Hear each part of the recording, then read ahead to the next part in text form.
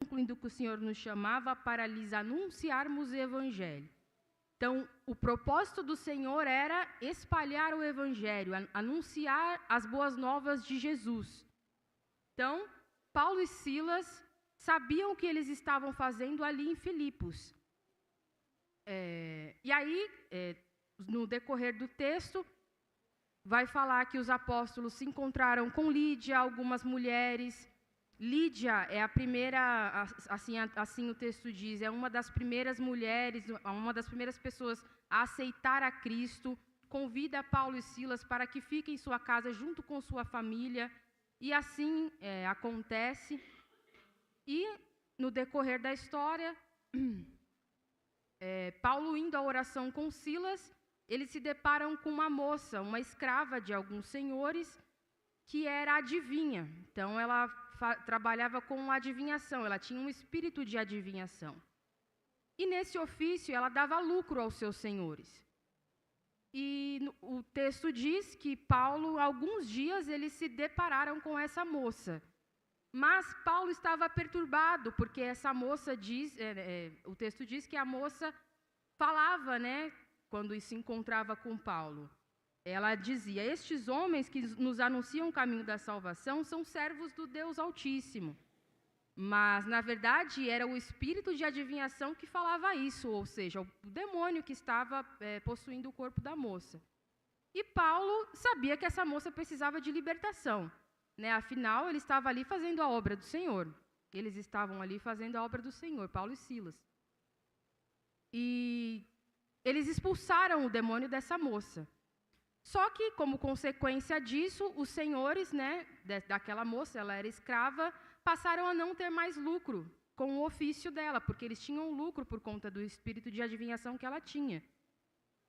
E aí, levaram Paulo e Silas ao centro, a uma praça e às autoridades daquela cidade, né, da cidade de Filipos, dizendo que eles estavam anunciando uma cultura que não era da cidade, que não era... como que eles diziam? Versículo 20. E apresentando-os ao magistrado, disseram: estes homens, sendo judeus, perturbaram a nossa cidade e nos expõem costumes que não nos é lícito receber nem praticar, visto que somos romanos. E essa foi a justificativa para que eles fossem açoitados e presos. Então, eles justificaram que Paulo e Silas não eram romanos e que aquela cultura não era deles. Mas, na verdade, era porque eles não recebiam dinheiro não recebiam mais dinheiro com o ofício da moça que era escrava. E nós sabemos também que era um empecilho do inimigo para que o evangelho deixasse de ser anunciado. E aí nós partimos para o versículo que nós lemos.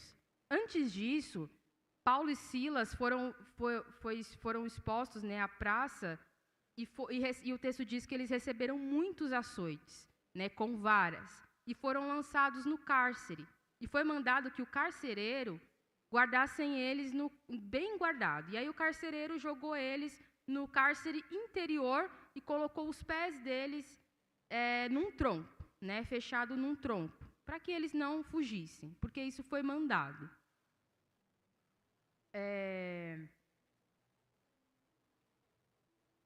Enfim, e aí nós chegamos ao texto, né, ao versículo que nós lemos. E perto da meia-noite, Paulo e Silas oravam e cantavam hinos a Deus, e os outros presos escutavam. E aí eu quero refletir com os irmãos a situação em que Paulo e Silas estavam quando eles oravam e cantavam hinos a Deus. Eles vinham de uma condição um pouco extrema, porque eles tinham sido açoitados. Então, imaginem os irmãos, eles tinham sido açoitados, o texto não fala quantos açoites eles tomaram. Eles tinham sido retirado a roupa deles, né, porque era um costume romano, quando eles fossem açoitados, era retirado a roupa, para que eles fossem açoitados nus. Provavelmente estavam nus ainda, né? feridos à noite, com frio, sem comida, sem água. Isso eu estou parafraseando com os irmãos, né? Imaginando. Sem água, sem comida, com frio. À noite fala da escuridão, sós, né? Só eles dois. Não sei se estavam na mesma cela, mas provavelmente sim, né? Se eles oravam e cantavam juntos louvores ao Senhor. Então era uma situação extrema. E aqui eu quero refletir com os irmãos sobre a adoração. E eles utilizaram o momento, a adoração como uma estratégia. Porque o Senhor, Ele espera de nós que nós utilizemos a adoração como estratégia. As condições deles não eram a melhor das situações. E às vezes na nossa vida, as situações não vão ser as melhores situações para nós adorarmos ao Senhor. Mas o Senhor nos convida à adoração. E a adoração pode ser a oração, pode ser o louvor que eu coloco na minha casa quando eu estou lavando a louça. Mas o Senhor nos convida à adoração. Será que, se Paulo e Silas não tivessem adorado, não tivessem confiado no Senhor, o desfecho seria o mesmo? E aí, essa é a pergunta que eu faço aos irmãos. Paulo e Silas sabiam do propósito do Senhor. Talvez os apóstolos ainda tinham aquela visão na mente, aquela visão do varão, passa a Macedônia e ajuda-nos. Né? Eles sabiam do propósito que Jesus tinha naquela cidade, do propósito que Jesus tinha naquela região, porque na verdade era a primeira cidade ainda. Então eles sabiam que eles ainda tinham muito a fazer. A obra que Deus tinha naquela região ainda era grande. Então, foi lido aqui, eu não sei quem foi que leu, acho que foi a irmã Cleide, que ainda que o nosso corpo se corrompa, mas o nosso exterior se corrompa, mas o nosso interior se renova de dia em dia. Inclusive foi o apóstolo Paulo que disse isso.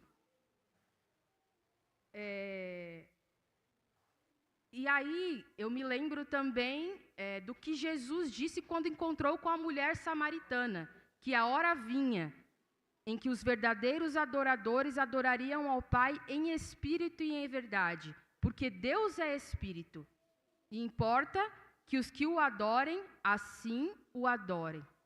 Então, a verdadeira adoração, ela acontece num nível espiritual.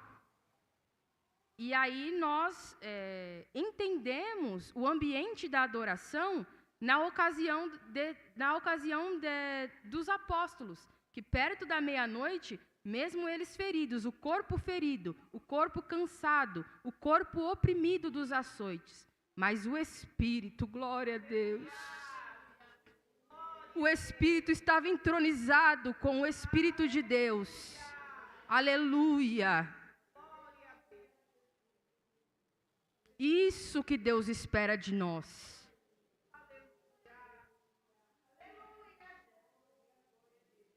Ainda que a tribulação venha machucar o nosso corpo, venha machucar a nossa alma, mas o nosso espírito precisa estar rendido ao Pai.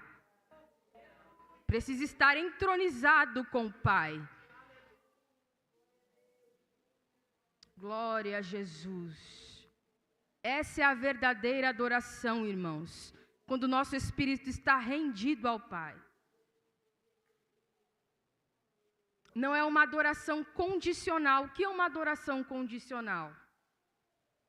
Eu adoro se eu receber uma bênção. Eu adoro se eu estiver feliz, então eu louvo, então eu vou orar porque eu estou feliz, porque eu recebi uma bênção. Não é uma adoração condicional. É uma adoração contínua, é uma adoração incondicional. Eu adoro mesmo na tribulação, eu adoro mesmo se eu estiver triste.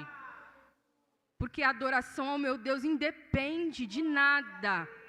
O meu Deus, Ele mesmo na tribulação, mesmo na infelicidade, Ele é o mesmo. Ele não muda. Ele é o mesmo ontem, Ele é o mesmo hoje. Ele é para sempre. Ele esteve com Paulo e Silas, Ele está aqui, Ele está com você, Ele está comigo. Glória a Deus. E para adorar, nós precisamos exercitar a nossa fé.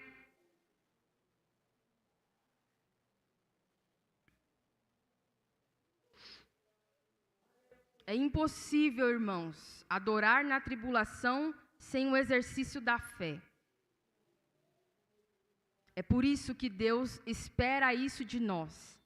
O escritor aos Hebreus fala disso. Que para nós chegarmos a Deus é necessário que nós acreditemos que Ele exista e que Ele é galardoador daqueles que o buscam. E sem fé é impossível agradá-lo. Glória a Jesus.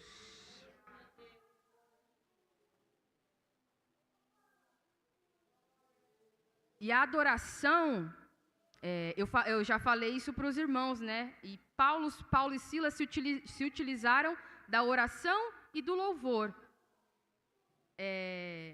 São as principais formas que nós também nos utilizamos para adorar ao Senhor. Mas existem outras formas também de nós adorarmos ao Senhor. Às vezes nós cantamos um hino, nós oramos, mas existem diversas formas. Quem não lembra do rei Josafá, não é?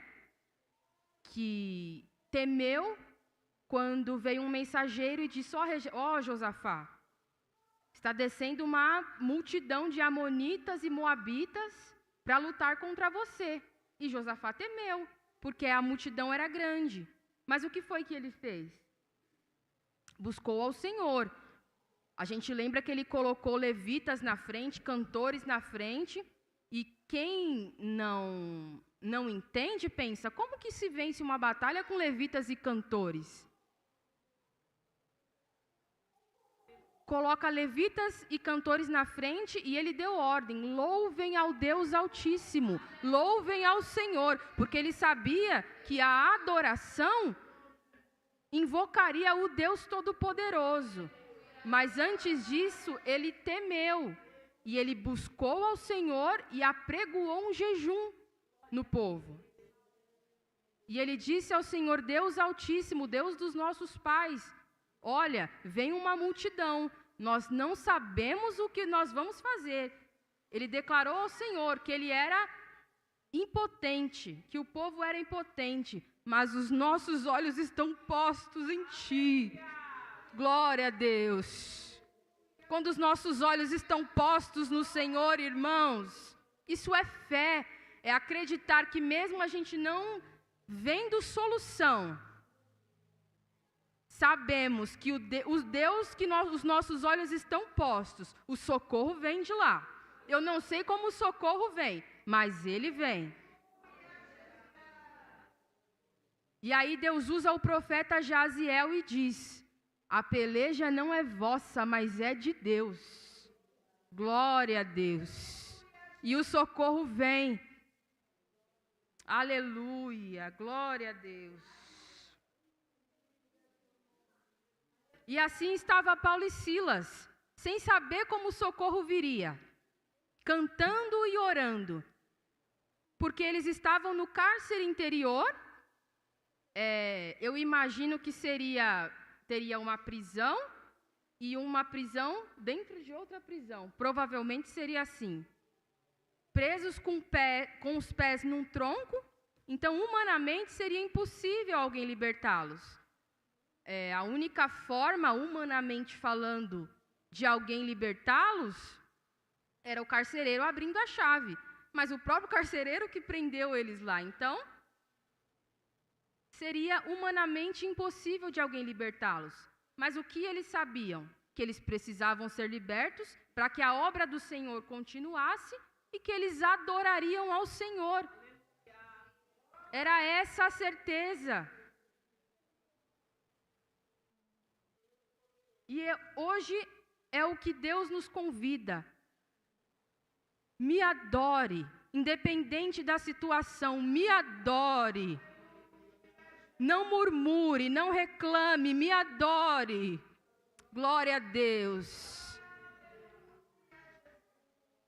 E o versículo 16 diz: e de repente sobreveio um tão grande terremoto que os alicerces do cárcere se moveram, e logo se abriram todas as portas, e foram soltas as prisões de todos.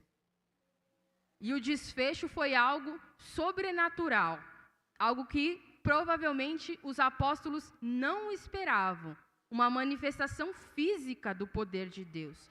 Porque aqui o mover foi físico, os alicerces das cadeias tremeram e a prisão de todos foram soltas. Resposta da adoração deles. Então, Deus poderia usar o carcereiro para poder abrir as prisões? Deus poderia, mas Deus age como Ele quer. Deus faz como Ele quer, porque Ele é Deus, Ele pode. Então Ele faz como Ele quer. Adore ao Senhor, irmão. Adore ao Senhor, irmã. E espere o agir de Deus dele na sua vida. Ele vai fazer do jeito que Ele quiser. O nosso Deus não muda. É o mesmo Deus. Glória a Deus. E eu fico pensando, se Paulo e Silas tivessem reclamado, murmurado, porque eles poderiam, né? Eles estavam só os dois à noite, nas mesmas condições, feridos. Eles poderiam ter conversado um com o outro. Olha, nós aqui, feridos, oprimidos, porque Deus permitiu que nós passássemos por isso. Será que o desfecho teria sido o mesmo? Será que Deus abalaria as prisões? A gente não sabe, porque ao invés disso eles adoraram ao Senhor, eles oraram, eles cantaram. Irmãos, essa palavra falou muito comigo. Em Romanos, no capítulo 12, vamos ler, irmãos.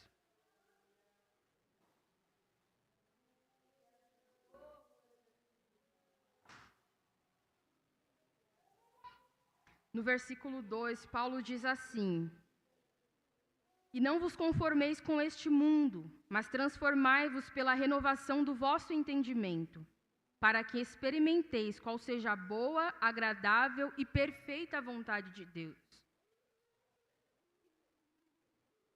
Para que nós experimentemos qual seja a boa, agradável e perfeita vontade de Deus, nós precisamos não nos conformar com este mundo e transformar a nossa mente pela renovação do nosso entendimento. Às vezes, nós nos privamos da vontade de Deus porque nós estamos conformados com o mundo. Conformar com o mundo é tomar a forma do mundo, é pensar como o mundo pensa, é reclamar como o mundo reclama, é murmurar como o mundo murmura. Irmãos, se nós caminhamos como o mundo caminha, como nós vamos nos experimentar a vontade de Deus?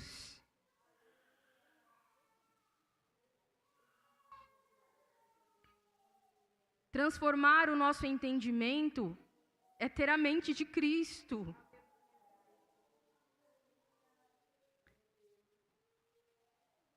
Nós tivemos uma pregação há pouco tempo dizendo sobre abandonar a razão e a lógica. Não tem lógica alguém que está passando por uma aflição dessa e canta e louva.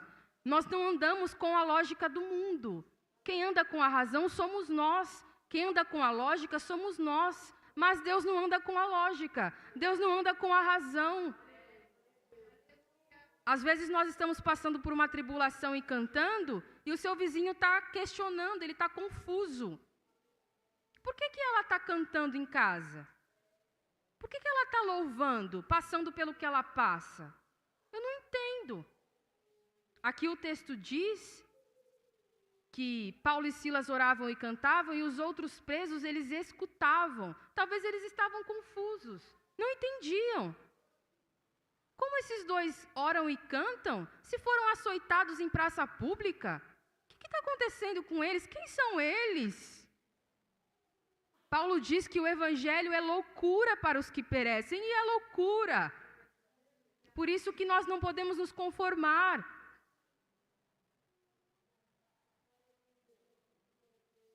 Nós precisamos achar esquisito quando nós estamos caminhando com a lógica do mundo.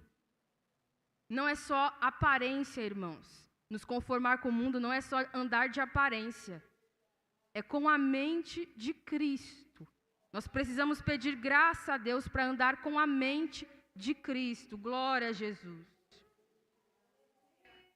Aleluia.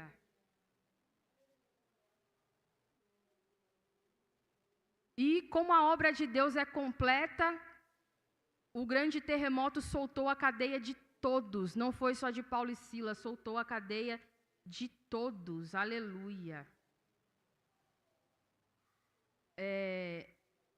Em Atos, no capítulo 4, depois que Pedro, no versículo 30, eu não vou ler para não tomar tempo. No versículo 30 diz que... Eu vou ler só esse versículo, tá? Enquanto estendes a mão para curar e para que se faça sinais e prodígios pelo nome do teu santo filho Jesus, e tendo eles orado, moveu-se o lugar em que estavam reunidos, e todos foram cheios do Espírito Santo, e anunciavam a palavra com ousadia. Esse versículo me chamou a atenção pelo mesmo desfecho, né? Pelo desfecho parecido com o que teve na situação em que Paulo e Silas estavam presos também, né? No grande terremoto. O que aconteceu nessa ocasião foi que Pedro e João foram presos por estarem pregando depois da cura do coxo e foram ameaçados pelos sacerdotes para não pregarem mais o evangelho. E a igreja daquele lugar, sabendo disso, oraram ao Senhor, para que o Senhor desse ousadia aos apóstolos para que eles pregassem a palavra. E a igreja ali orava numa mesma sintonia, né? Num mesmo espírito. E aqui esse versículo fala que depois que eles tendo orado, moveu-se o lugar em que eles estavam reunidos. E todos foram cheios do Espírito Santo. Irmãos, nós precisamos experimentar o que é o poder da adoração, o que é o poder de uma oração bem feita. E eu não estou falando de uma oração com uma boa oratória. O irmão Gilberto pregou aqui na terça-feira e falou de pessoas que cantam bem, de pessoas que falam bem. Isso não impressiona o nosso Deus. O que impressiona o nosso Deus, aleluia, é um coração contrito, é uma verdadeira adoração. O Senhor conhece o nosso coração, Ele sonda o nosso coração. O Salmo 139 diz que Ele sonda o nosso coração, de longe Ele conhece o nosso pensamento, Ele cerca o nosso assentar, o nosso levantar, aleluia, Ele conhece tudo.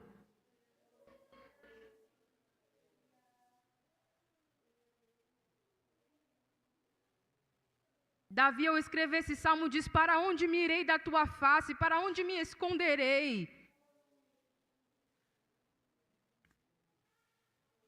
Glória a Jesus. Para concluir, irmãos, depois que os apóstolos saíram do cárcere, o carcereiro ficou desesperado, né? Os irmãos conhecem a história. Ficou desesperado e quis tirar a própria vida.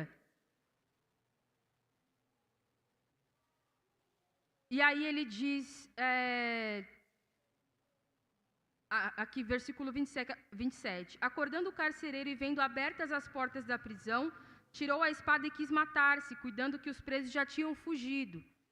Então, o motivo pelo qual ele queria tirar a própria vida era que todos os presos tinham fugido, porque ele havia recebido a ordem para que guardassem os presos e os apóstolos no cárcere interior, ou seja, muito bem guardado. Quando ele viu que aconteceu o terremoto e que as prisões de todos tinham aberto, ele quis tirar a própria vida, porque provavelmente o castigo dele também seria muito radical. E Paulo, vendo que ele queria tirar a própria vida, foi oferecer ajuda. E aqui eu vejo o contraste do desespero do ímpio e da alegria do cristão, porque nós vemos os apóstolos alegres diante de uma tribulação e o carcereiro desesperado querendo tirar a própria vida diante de uma tribulação. Então é o contraste da pessoa que tem Cristo e da pessoa que não tem Cristo. Mas Paulo, vendo aquilo, ele faz uma pergunta que talvez não, mas com certeza foi a pergunta mais importante da vida do carcereiro. Na verdade, o carcereiro faz essa pergunta: Senhores, que é necessário que eu faça para me salvar? E eles disseram: crê no Senhor Jesus e será salvo tu e a tua casa. E essa frase, irmãos, que o carcereiro ouviu, foi a frase mais importante da vida dele, com certeza. Porque ele foi salvo, ele e a casa dele. Irmãos, a salvação de alguém é a coisa mais importante que alguém pode receber. E ali o propósito foi cumprido. Não só da vida do carcereiro e da sua família, mas acredito que de muitas famílias que os apóstolos foram fazer a obra ali. Receber Jesus é a coisa mais importante que alguém pode receber. Aleluia. Irmãos, para concluir, Jesus nos convida à adoração, a adorá-lo em meio às tribulações, e oferecê-lo a quem não tem nenhuma esperança de vida. Nós podemos observar que o carcereiro não tinha nenhuma esperança. Nós podemos observar as pessoas no mundo sem nenhuma esperança diante de situações que para a gente são situações que a gente louva ao Senhor. E tem pessoas querendo tirar a própria vida. E nós podemos oferecer a Jesus. Então adore ao Senhor, adore ao Senhor pelo que Ele é na sua vida. Não só pelo que Ele pode fazer, mas pelo que Ele é na sua vida. Passe a luta adorando ao Senhor. Amém? Que Deus abençoe os irmãos, que o Espírito Santo possa falar melhor aos corações, e eu agradeço a minha oportunidade em nome de Jesus.